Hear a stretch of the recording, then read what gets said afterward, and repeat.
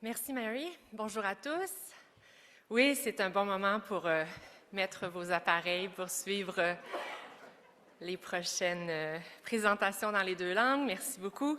Alors, c'est toujours un plaisir pour moi d'être avec vous et encore aujourd'hui. On en a fait du chemin ensemble depuis 4 ans avec Mary, avec vos représentants et toujours aussi avec le Premier ministre. On en a traversé des défis commerciaux, on en a traversé des catastrophes météorologiques aussi. Et c'était vraiment important de toujours travailler ensemble.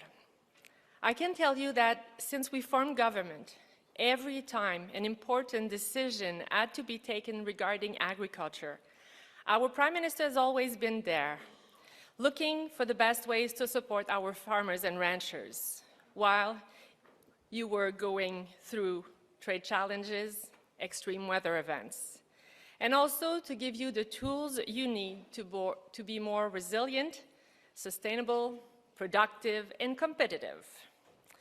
We know to feed Canadians and the world and to ensure the economic vitality of our rural communities and our country, we must make sure that our farmers and ranchers thrive, and our Prime Minister gets it. Please welcome the Prime Minister of Canada, the Right Honourable Justin Trudeau.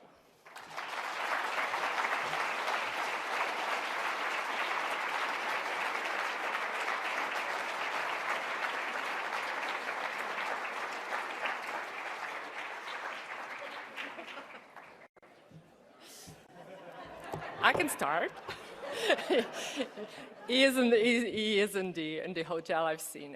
I know where he is, don't worry. Okay, we'll take questions. No, just for fun. But seriously, I mean, it's been 4 years for Mary and I working with you. I really appreciate the collaboration we have. It is very important for my team to stay in contact on a regular basis. And it is even more important to be in the field with you. The best part of my job is to visit you, to see how you're doing, what is the reality, how we can best support you. Et c'est vraiment la partie la plus intéressante. Je reviens d'une tournée dans le sud de l'Ontario. En ce moment, je suis partie de Niagara et j'ai fait le tour jusqu'à Guelph pour rencontrer des producteurs, des transformateurs, des scientifiques, des food bankers. Et on a un système alimentaire ici au Canada qui est absolument admirable. On a des gens qui sont passionnés, qui sont compétents et qui s'entraident. On travaille bien ensemble et il faut que ça continue. Je pense que c'est la clé du succès. Je sais qu'on met des défis parce que la crise climatique est très réelle. The climate crisis is real.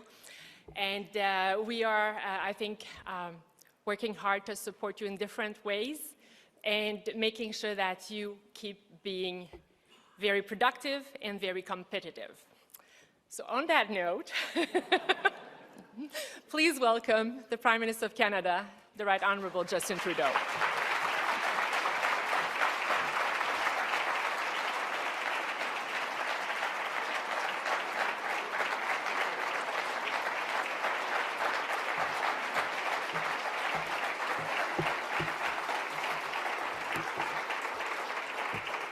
Bonjour tout le monde, merci pour ça et merci Marie-Claude pour l'introduction. Je sais que ce n'est pas toujours un défi de demander à une politicienne de parler un petit peu plus, but I appreciate you stretching out a little bit while I race down the stairs to get here. Now you probably don't know this, but Marie-Claude sits right beside me at the cabinet table. Which means whenever an issue comes up regarding agriculture or regarding rural families or regarding just about anything that matters to you, she is right there leaning in, reminding me of the things that matter most to the community across the country. And I really have to say, you are all lucky to have her in your corner, and I'm grateful to have her fighting for you every day. Thank you for everything you do, Marie-Claude. Glad to be here as well with MPs Cody Blois and Francis Drouin, the Parliamentary Secretary. And I want to also begin by taking a moment to thank Mary Robinson for her leadership as President of the Canadian Federation of Agriculture. Mary, you've led this organization through an unprecedented 4 years, everything from the pandemic to potato wart, I know that's something you were aware of, to problems with supply chains and global food insecurity. I want to welcome Keith Currie to the role, and our government looks forward to working with you, Keith. Before I begin, I also want to celebrate that earlier today, alongside the Government of Saskatchewan, we announced that families in Saskatchewan will have $10 a day childcare starting next month, saving them up to an average of $573 a month per child compared to 2 years ago. I know a lot of you grew up on and run family farms, so you know how important it is to be there for families through thick and thin, and we will, of course, keep up that work. To the farmers, producers, farm groups, co-ops, and more who make up the Canadian Federation of Agriculture, thank you for having me here today, and thank you for everything that you do. You grow the crops and raise the livestock that feed Canada and feed the world. Across Canada this morning, people are fueling their days with yogurt from Quebec dairy farmers, fruit from BC orchards, egg from Ontario poultry farmers, and kids across the country are packing their lunchboxes with sandwiches that have bread made with prairie grains, vegetables from a local greenhouse, and roast beef from an Alberta cattle ranch. This is some of the best food in the world, and it's produced by you, the farmers of Canada. Most of you on family farms that have been around for generations. Il y a 2 semaines, j'ai participé à une discussion publique avec l'Union des producteurs agricoles à Longueuil, où j'ai entendu les points de vue des agriculteurs et des producteurs québécois. Des gens comme Stéphane, un producteur laitier de Lanaudière qui s'inquiète de la relève pour sa ferme familiale. Catherine, une acéricultrice et productrice maraîchère qui doit composer avec des pénuries de main-d'œuvre. Daniel, un producteur de céréales qui a du mal à assumer les coûts de fonctionnement de sa ferme. Les agriculteurs font face à des défis bien réels et on veut tous être là avec vous. On veut être là pour que vous puissiez continuer de produire les aliments de qualité tout en restant résilient. Climate change is an increasingly urgent issue for farmers. You are on the front lines. When extreme weather strikes, it hits your bottom lines directly. Hurricane Fiona damaged barns, orchards, and fields, destroying crops and killing cattle. PEI lost an estimated third of its fruit trees. That's a shocking number. Au cours des dernières années, vous avez subi des sécheresses, des inondations et des feux de forêt. On a investi près d'1 milliard de dollars pour aider les secteurs à atténuer les conséquences des changements climatiques et à réduire les émissions. Mais les saisons de croissance qui changent, les épisodes de sécheresse et d'inondations qui se multiplient, vous poussent à vous adapter. Les agriculteurs sont aux premières lignes des changements climatiques, mais ils sont aussi des leaders quand vient le temps de trouver des solutions. On n'a qu'à penser à des pratiques comme l'implantation de brise-vent et de cultures couvre-sol. Et vous rendez vos fermes plus efficaces et productives en adaptant la gérance des nutriments 4B et en utilisant des technologies de précision comme le GPS et les drones. Pour vous épauler dans votre travail, on fait des investissements majeurs dans des programmes comme le Fonds d'action à la ferme pour le climat, Solutions agricoles pour le climat et le programme des technologies propres en agriculture. Notre but, c'est d'aider les agriculteurs, les scientifiques et les groupes autochtones à élaborer et adopter des pratiques de gestion durable. On veut tous la même chose, de l'air pur, de l'eau propre, un sol et des troupeaux en santé et de l'abondance pour des années et des décennies à venir. You guys are worried about climate change and a whole lot of other things. On top of that, there's a lot of disinformation and misinformation you may be reading online that's adding to your worries. I was at a town hall in Langley, BC just last Thursday where Cade asked me why we were, quote, mandating a 30% reduction in fertilizer. I want to be as clear with you as I was with him. We are consulting with farmers in the industry about a voluntary, not mandatory, reduction in emissions from fertilizers, not in use of fertilizers. I've heard directly from you that finding ways to use fertilizer more efficiently is important, both for the sustainability and resilience of our environment and of your bottom lines. La durabilité, c'est aussi la durabilité financière. On sait que les agriculteurs font face à des réalités différentes de celles de bien d'autres Canadiens. C'est pourquoi on vient d'annoncer le partenariat canadien pour une agriculture durable, conclu avec l'ensemble des provinces et des territoires, qui va entrer en vigueur le 1er avril. C'est un investissement de 3,5 milliards de dollars. C'est une augmentation de 25% par rapport au dernier partenariat et il a été élaboré en fonction de priorités que vous avez exprimées.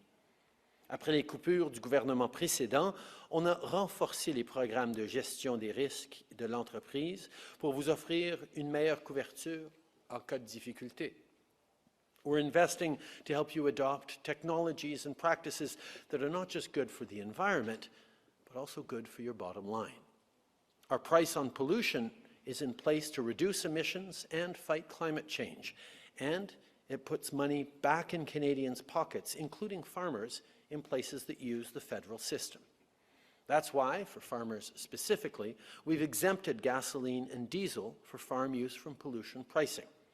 And for eligible farms in backstop jurisdictions, we've brought in tax credits for things like propane and natural gas use.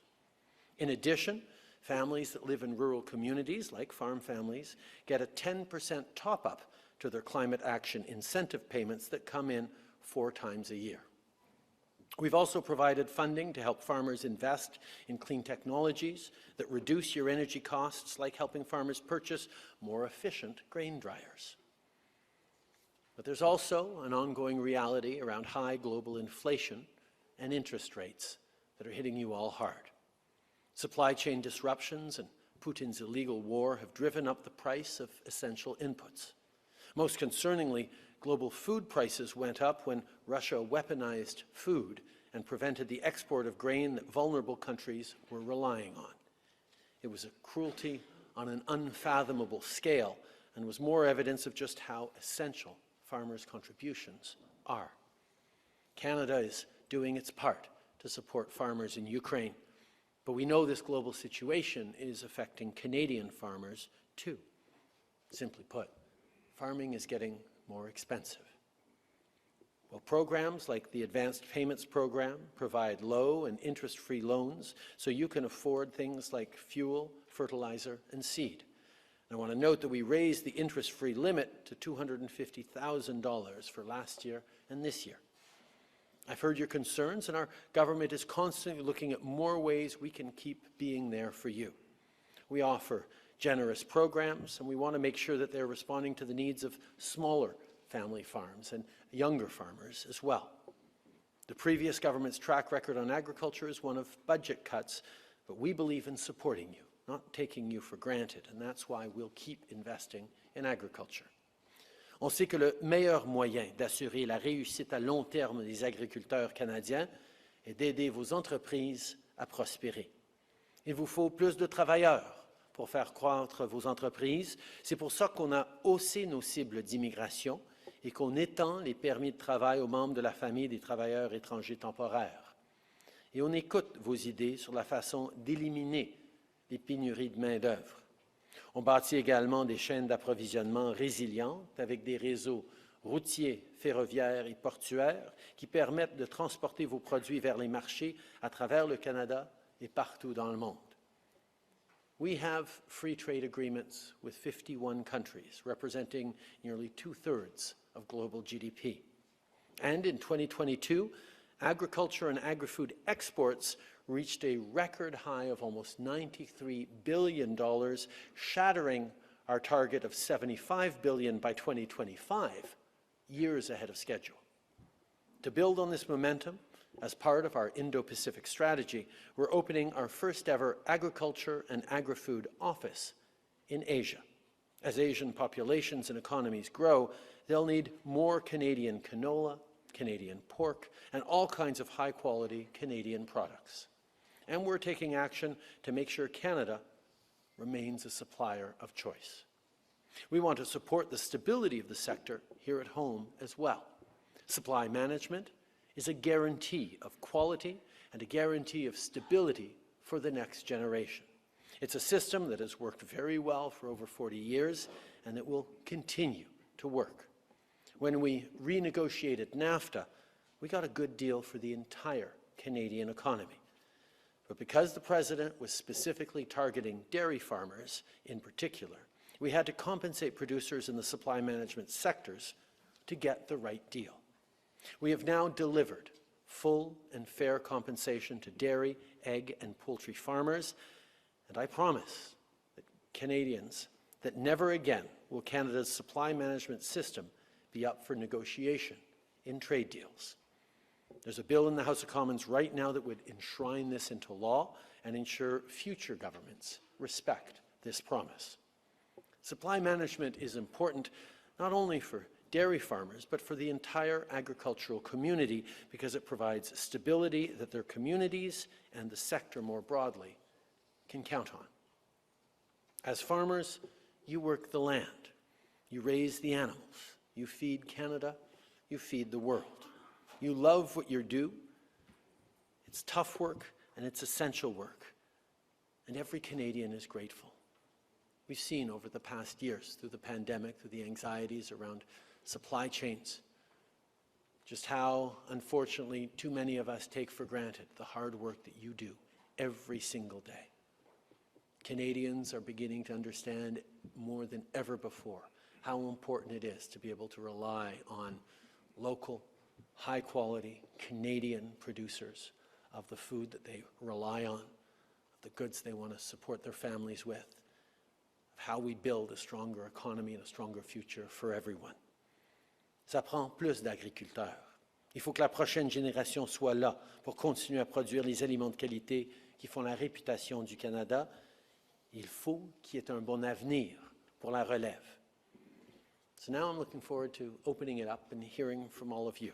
Because as leaders, it's important to have a dialogue with the people that we choose to serve. So we can be there with what you need for today and into the future, to strengthen our family farms and build a stronger, more resilient, more inclusive agricultural sector as a vibrant part of an economy that works for all Canadians. Looking forward to your questions. Thank you very much for including me today. Merci beaucoup.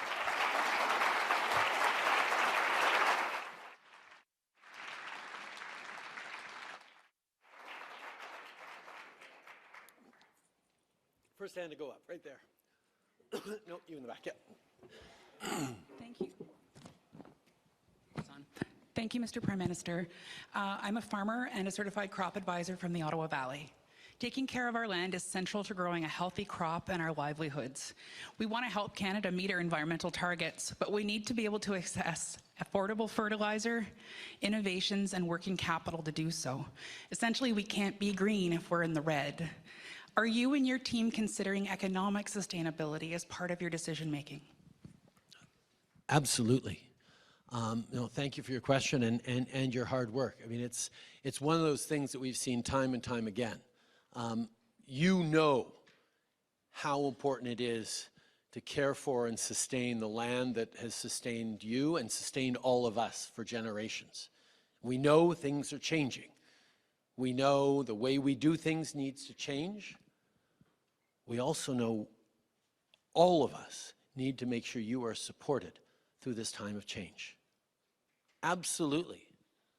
We need to be working with you to create the innovations and the solutions that are not only going to protect your land and this country and the environment for future generations, but also going to protect your ability to continue to be successful in working the land and pass it on to future generations.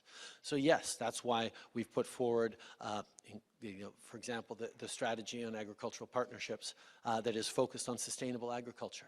$3.5 billion with the provinces and territories over the coming years to make sure that we're looking at the right technologies, the best way of doing things. All of you know that being able to target your fertilizer use better is really important because it keeps costs down and it increases or maximizes yields. And that is absolutely something we need. We can't have yields be going down. We have to be increasing them. We have to make sure we're able to feed not just Canadians, but the world. You need to be able to do that. That's why, whether it's looking at how we're bringing down the price of fertilizer or supporting you during this difficult time where the cost of Russian fertilizers have gone up because of their decisions to invade Ukraine, making sure we're there to support you in various ways, but making sure we're also there for the kinds of technological innovations that are going to be a key part of making sure the world can feed itself in a net zero economy in 2050. So yes, we will be there as we continue to support you doing the amazing and important work you continue to do. Merci. Another question, maybe we'll go for over that side. Yeah. You, sir, stand up. Yeah. Thank you, Prime Minister Trudeau. And thank you for all the work you've done through the pandemic and supporting the industry. It's vital for us accessing markets domestically, but also internationally. You talked to supply chains and the challenges we faced. Transport Canada came out with some sound recommendations on supporting us moving forward. Where do you see and how do you see the government supporting us, especially now as we look at our infrastructure across the country, but also the ongoing challenges of access to containers with costs still high coming into the country where we're seeing the rest of the world start to drop? Sorry, Ron Lemaire from the Canadian Produce Marketing Association. Thank you, Ron. I was gonna start with that. Yeah. First of all, it is a good thing that Canada has such strong agricultural production across the country. We do not have the population to be able to not export, and it's a good thing that we export. We need to continue to export around the world because the world needs good Canadian products. The world needs to be able to be reliable, have reliable sources of grain and high quality food that is produced increasingly in uncertain ways around the world, but people can and should know that when there is a maple leaf on that box, it's a guarantor of quality, not just in terms of quality of the product, but quality of how it was grown, how it was processed, how people are paid throughout it. I mean, that is something that is increasingly more and more important to companies and clients and consumers around the world.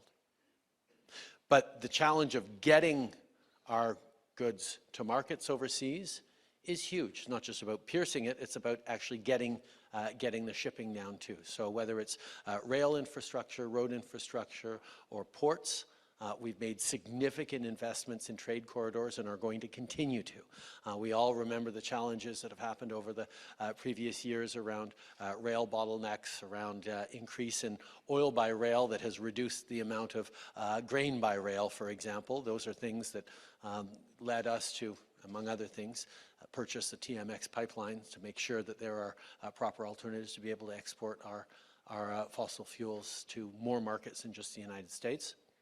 But we need to do more in ensuring that you have reliable shipping facilities, reliable processing facilities that you can count on, and access to those markets in a way that isn't going to be interrupted to make people turn to a different supplier because there is a bottleneck in the Canadian rail system or something. We've seen it time and time again where we work really, really hard to develop new markets, and then a year or two in, there's a jam in the system, and then they turn away for another market and will never come back to Canadian produce. We have to make sure we are continuing to be extraordinarily active, not just on signing trade deals. I mean, we're a government that over the past 8 years or so has signed massive amounts of trade deals, including renegotiating NAFTA, including CPTPP, including CETA with Europe. We now are the only G7 country that has a free trade deal with every other G7 country. Huge access to vast swaths of the global economy. But that does us no good to have access on paper if we're not getting it in practice. That's why we're continuing to invest in transportation infrastructure and on making sure that your shippers can be as reliable as we all know that you are for producing. Thank you. Another question. Oui, ici en avant.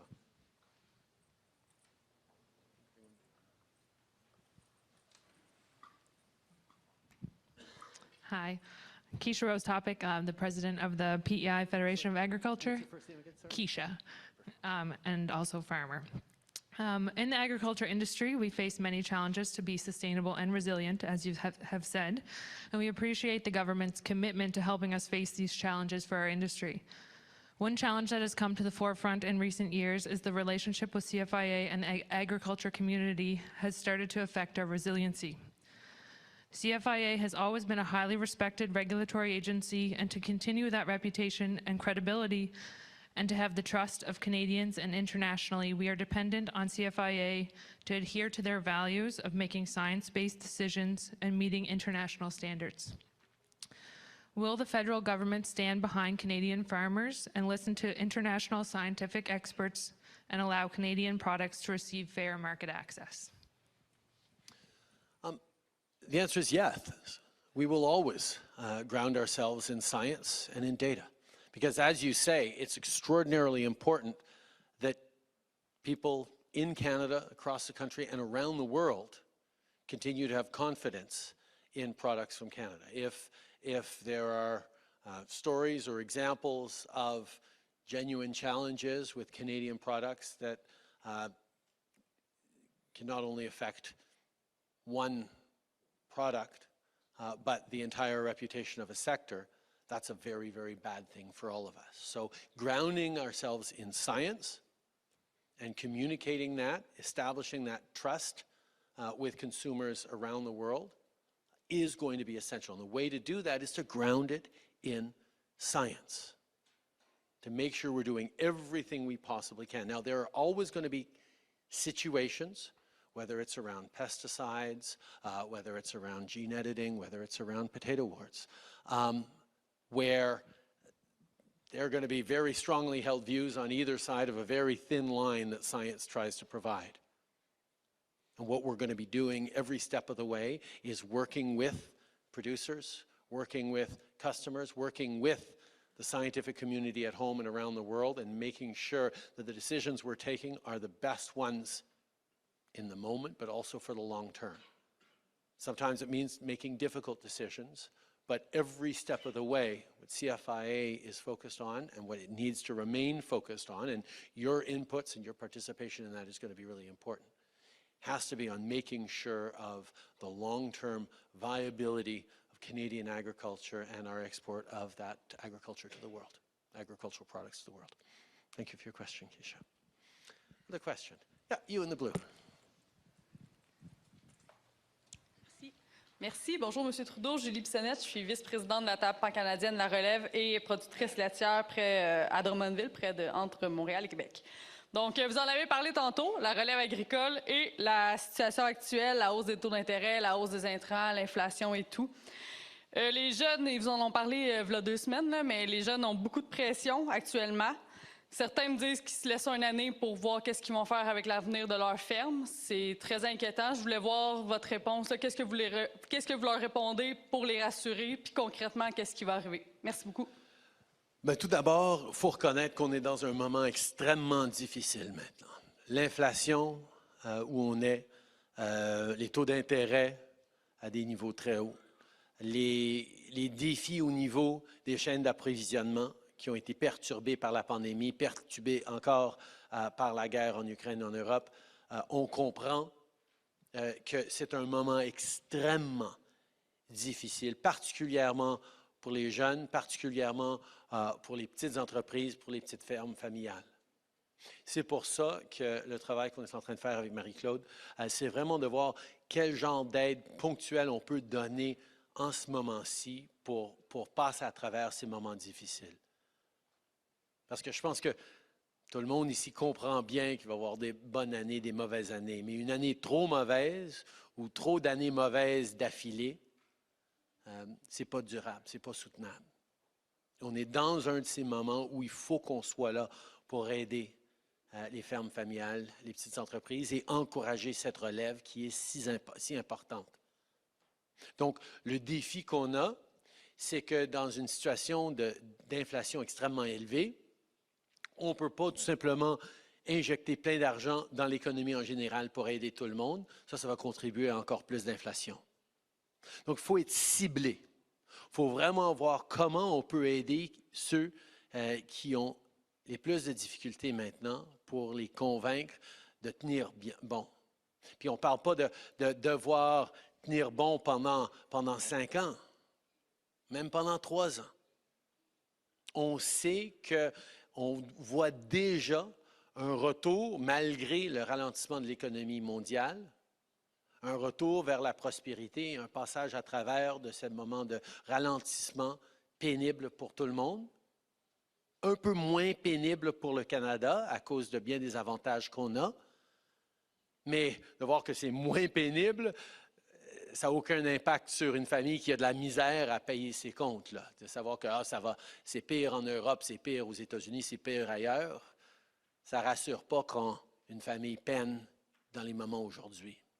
Mais je vous dis que parce qu'on sait que ça va aller mieux dans les années à venir, certains, on peut s'assurer d'être là pour aider les gens qui en ont besoin maintenant.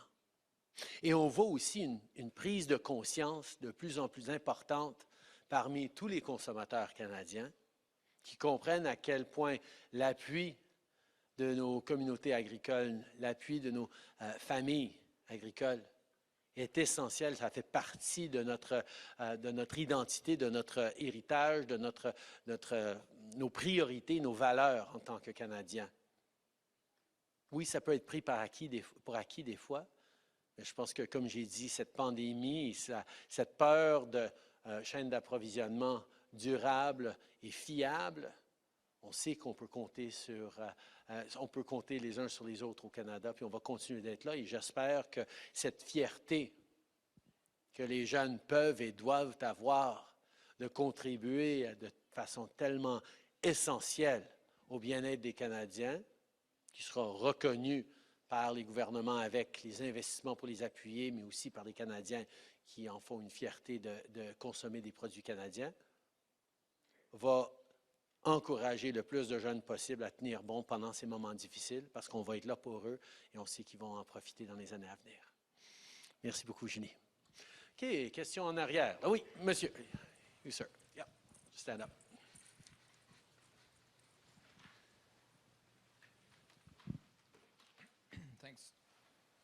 Thanks for coming today.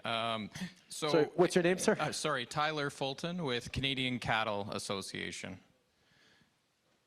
When I heard that there was an opportunity maybe that we would have a chance to ask you a question, I went to my consultants, which are my teenage kids and my wife, and so this is what they came up with.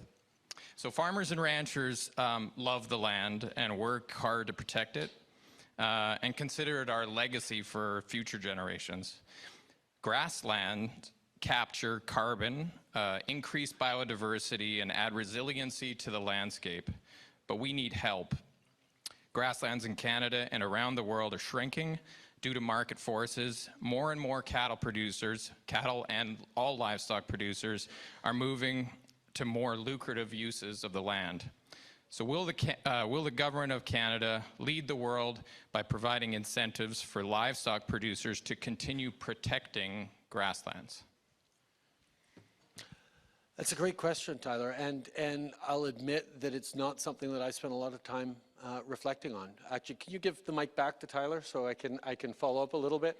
What are some of the things that you think as a cattle rancher would be most helpful in terms, because I absolutely agree, protecting grasslands, really important. What is the best way of doing it that would be most efficient, that would really help cattle ranchers like yourself to not switch away from that? Yeah, I think it comes down to really the recognition of the value that those grasslands bring. So in particular, the biodiversity outcomes that come from having those natural landscapes. It's a question, I guess, back to society at large, whether or not we value that.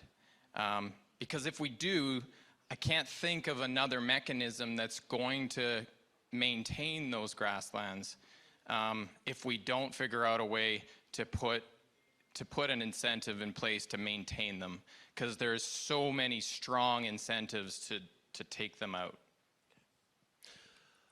Well, listen, one of the things that I think of directly, and that's really helpful, Tyler, we just signed on, or we just actually led as a country at COP15 on protecting biodiversity, protecting nature. Everyone knows about the climate change COPs. The last one was in Egypt. But in Montreal, we had COP15 on protecting nature, protecting biodiversity. And the goal we set for ourselves, 25% protected lands and of our ocean and coastal areas by 2025, 30% by 2030. And that's a target that the world shares. I'll be honest, in the first few years, we were able to make a huge leap forward. We came into office in 2015 with about 1% of our coastal areas and oceans protected, and we bumped it up to close to 15%, and we're on our way to 25% and 30%. On land, it's a little more challenging, partially because federal government has more direct control over oceans than it does over land, which is all provincial areas.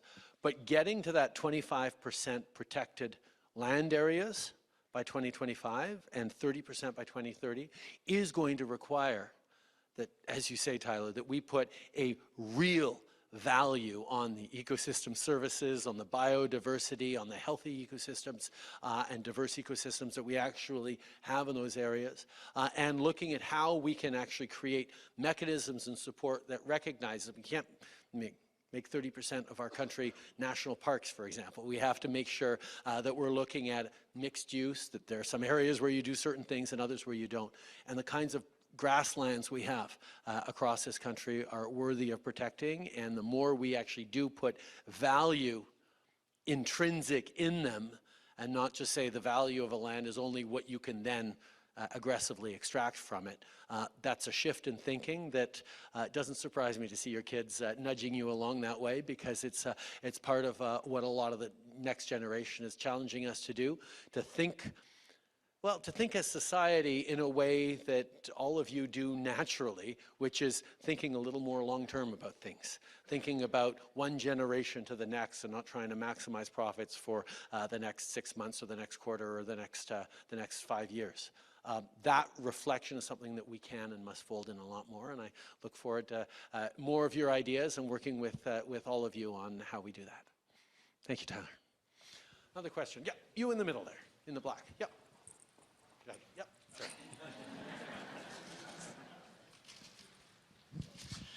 Thank you, Mr. Prime Minister. Sukhbal Ball, cherry grower from Kelowna, BC, and you may recognize the name Chanchel, may ring a bell from many years ago. But yeah, I thought he grew the best spinach. No, it was a spinach for we enjoyed a nice sog, which is the a sog, spinach that's my right. mother. Yeah. So that's a great story. I'll tell it, but you give your question and then I'll go off on my tangent. Well, mine is actually more just a comment for just a general discussion for people to take back when they go home and to their respective areas.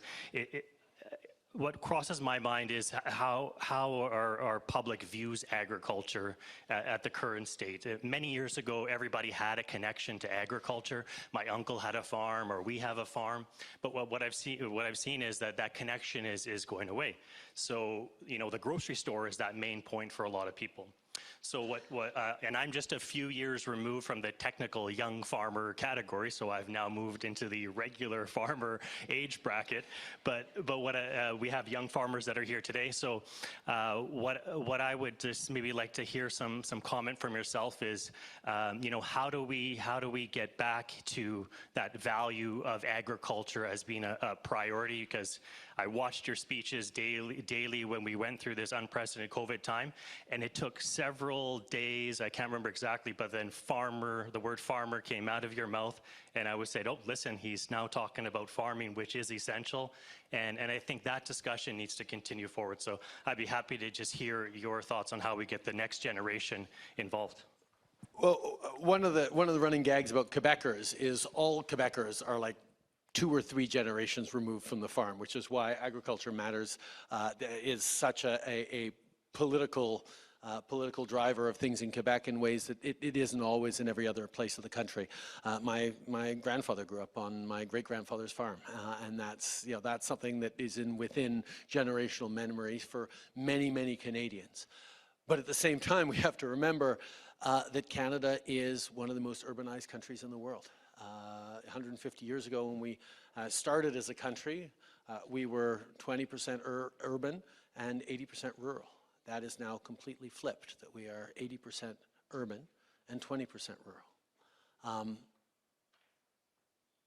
However, the mindset that we're beginning to see now, as Canadians are thinking about how to stay healthy, how to be conscious about how we're raising our kids, how we're feeding them the best possible things, how we're taking care of our own bodies, how we're aware of provenance, we're aware of organic, we're aware of local, we're going to more farmers markets. I think there is a swing back towards an appreciation for the unbelievably important role that agriculture and rural communities provide in the daily life of every single Canadian.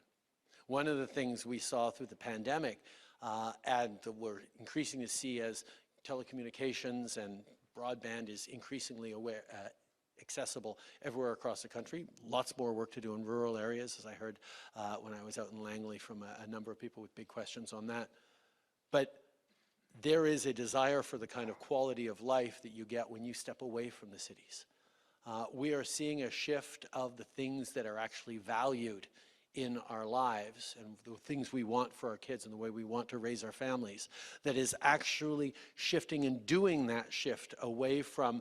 So it's not about looking back to a few generations before when we had connections to the land in that way. It's about actually looking a few generations forward to how do we make sure we are continuing to be connected to the land, connected to how we are integrated into our environment and not a separate piece from the environment.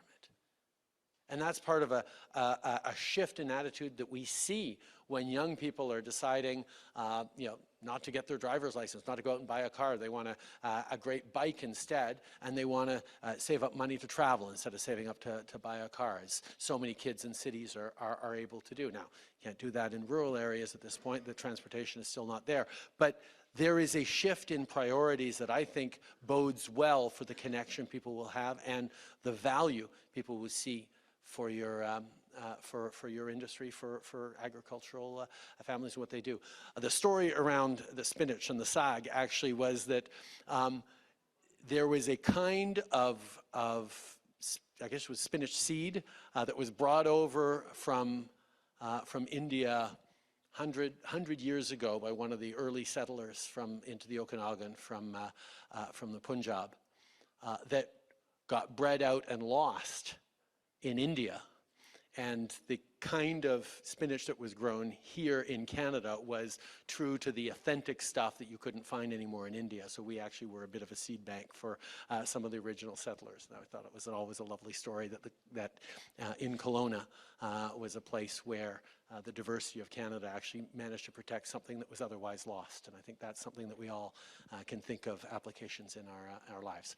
There's time for one last question. Where haven't I gone? Maybe the very back. Okay, yes, you in the black, behind the fellow in the black I called last time. There you are. I saw you being disappointed when I... Of all days to our Navy.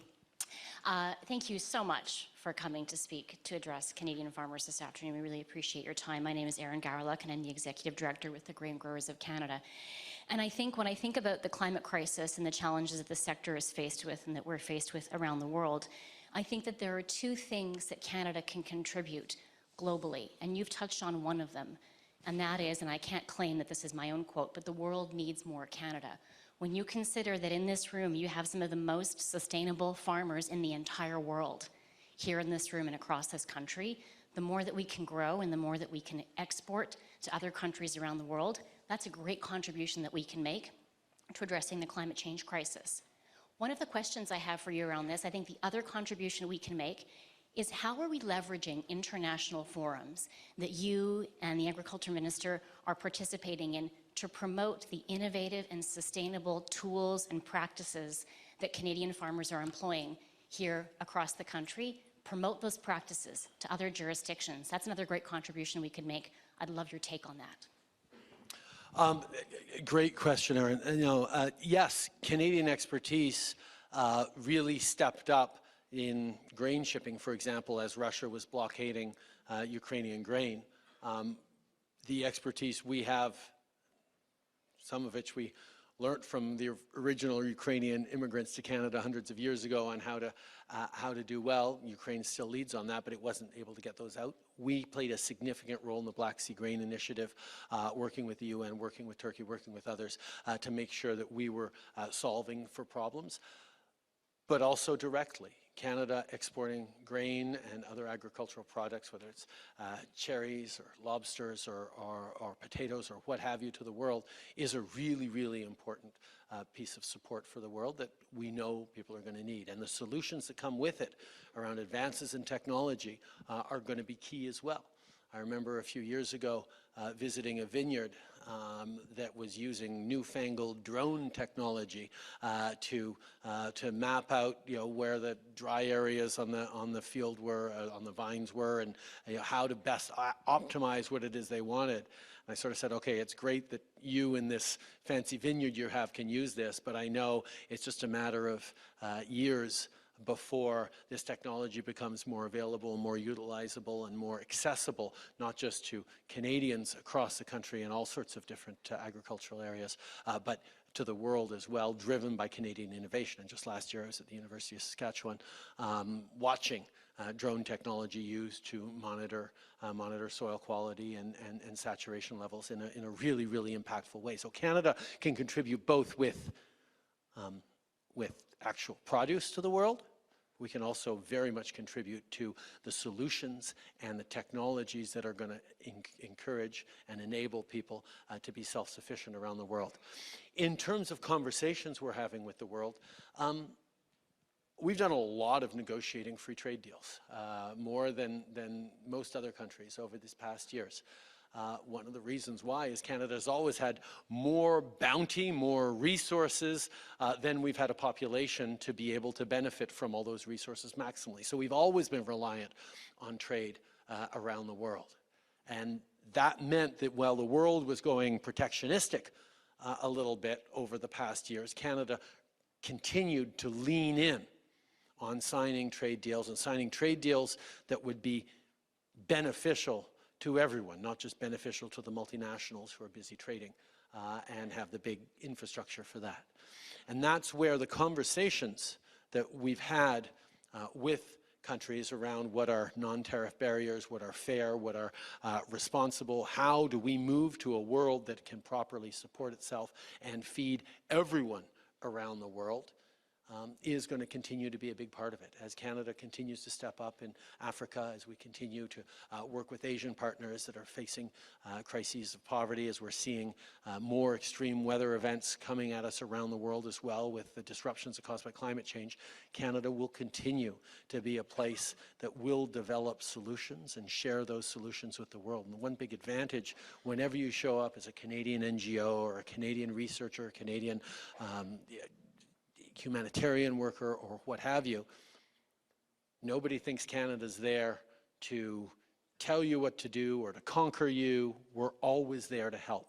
And that role that Canadians can play in shaping the world for the better and leaning in and saying, okay, well, actually, if you take on this drip technology, if you do this soil management approach, if you try in these more resilient crops, you're going to be able to become self-sufficient, and that's what we want.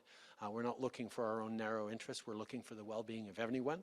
That's something that Canada has both as values, but also as a reputation increasingly around the world. So how we think about what we're doing well here in Canada and how we can share with the world is going to be increasingly important, not just for the well-being of the world, but for our own well-being as well, because more stability, more prosperity, less hunger, less misery, less disasters around the world ultimately will always be good for Canada and Canadians as well. My last word today is really just thank you. Thank you for everything you do. I know it's not easy. There's no line of work that's easy these days, but day in, day out, rising with the sun, working as hard as you do, making sure you're building a strong future for yourselves, your community, your family, but also all Canadians. We don't recognize that enough. We don't thank you enough for everything that you choose to do because you love it, but we're so lucky you choose to do because Canadians need it so much, and I will continue to be an ally and a supporter and encourage everyone to understand how important everything you do is, and thank you deeply for it. Merci beaucoup tout le monde.